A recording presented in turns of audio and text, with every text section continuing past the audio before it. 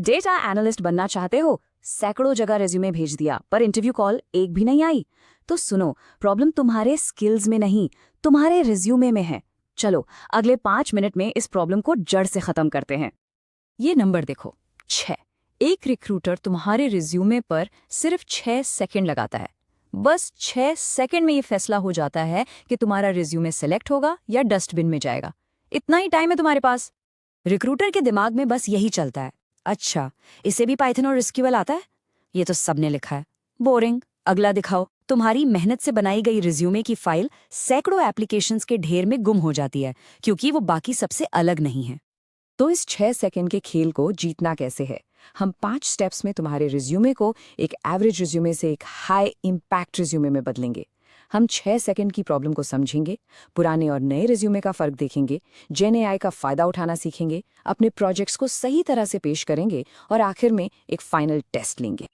चलो सबसे पहले जड़ पर काम करते हैं, समझते हैं कि 99% रिज्यूमेज आखिर रिक्रूटर की नज़र में आते ही क्यों नहीं, गलती हो कहाँ रही है। स्क्रीन पर देखो, ये एक टिपिकल स्टूडेंट रिज्यूमे है।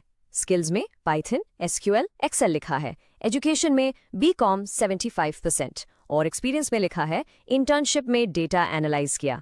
ये रिज्यूमे खराब नहीं है, बस किसी काम का नहीं है। इसमें ऐसा कुछ भी नहीं है जो रिक्रूटर को 6 सेकंड से ज्यादा रुकने पर मजबूर करे। अब आते हैं सबसे जरूरी बदलाव पर। तुम्हें स्किल्स की लिस्ट बनाना बंद करना होगा और अपने काम का असर यानी इम्पैक्ट दिखाना शुरू करना होगा। यही वो एक चीज है जो तुम्हें इंटरव्यू कॉल दिलाए। फर्क देखो, पुराना तरीका, तुम लिखते हो प्रोफिशिएंट इन एक्सेल। नया और पावरफुल तरीका, एक्सेल मैक्रोज का इस्तेमाल करके मंथली सेल्स रिपोर्ट्स को ऑटोमेट किया, जिससे 5 लोगों की टीम का हर महीने 20 घंटे का समय बचा। तुमने सिर्फ ये नहीं बताया कि तुम्हें टूल आता है, तुमने ये बताया कि उस टूल से तुमने कंपनी का फायदा कैसे करवाया। एक और एग्जाम्पल देखो, पुराना तरीका नो एसक्यूएल, नया तरीका 10 लाख से ज्यादा कस्टमर रिकॉर्ड्स पर एसक्यूएल क्वेरी चलाकर पता किया कि 30% लोग शॉपिंग कार्ट क्यों छोड़ रहे थे, जिससे हिडन शिपिंग कॉस्ट की प्रॉब्लम सामने आई। यहां तुमने सिर्फ क्वेरी नहीं चलाई, तुमने बिजनेस की एक बड़ी प्रॉब्लम को सॉल्व किया है। हमेशा इम्पैक्ट दिखाओ। अब बात करते हैं स्मार्ट वर्क की। आज हर कंपनी ऐसे डेटा एनालिस्ट को ढूंढ रही है जो नई टेक्नोलॉजी का इस्तेमाल करके अपना काम 10 गुना तेजी से कर सके। और आज की सबसे बड़ी टेक्नोलॉजी है जेन एआई। अपने रिज्यूमे में एक नया सेक्शन जोड़ो, जेन एआई टूलकिट। इसमें साफ साफ लिखो कि तुमने चैट जीपीटी की मदद से एसक्यूएल क्वेरीज 10 गुना तेजी से लिखी या टैब्ल्यू में एआई जनरेटेड इनसाइट्स से इंटरैक्टिव डैशबोर्ड्स बनाए। ये रिक्रूटर को सीधा सिग्नल देता है कि तुम मॉडर्न हो, एफिशिएंट हो और फ्यूचर के लिए तैयार हो। सिर्फ स्किल्स और टूल्स गिनाना काफी नहीं है, तुम्हें ये साबित करना होगा कि तुम इन स्किल्स को असलियत में इस्तेमाल कर सकते हो। और इसका सबसे अच्छा तरीका है अपने प्रोजेक्ट्स को सही ढंग से पेश करना।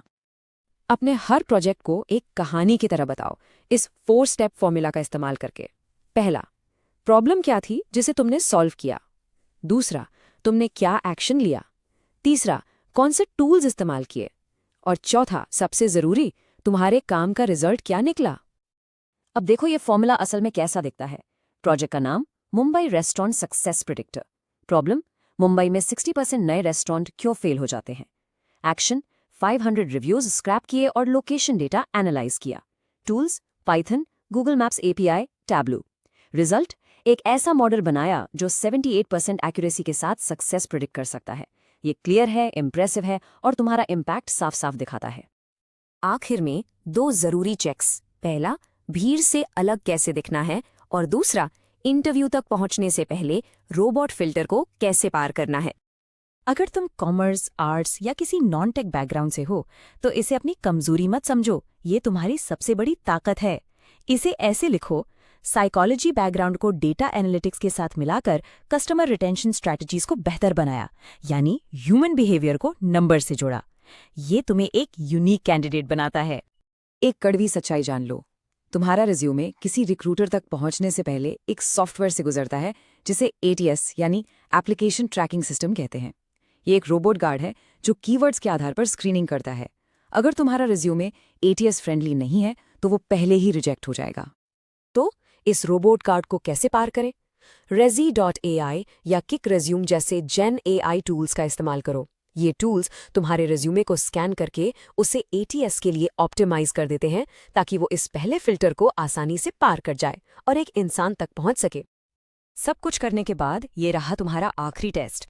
अपना रेज्यूमे किसी 10वीं क्लास की स्टूडेंट को पकड़ाओ और उससे सिर्फ एक सवाल पूछो, क्या तुम्हें समझ आया कि मैंने असल में किया क्या?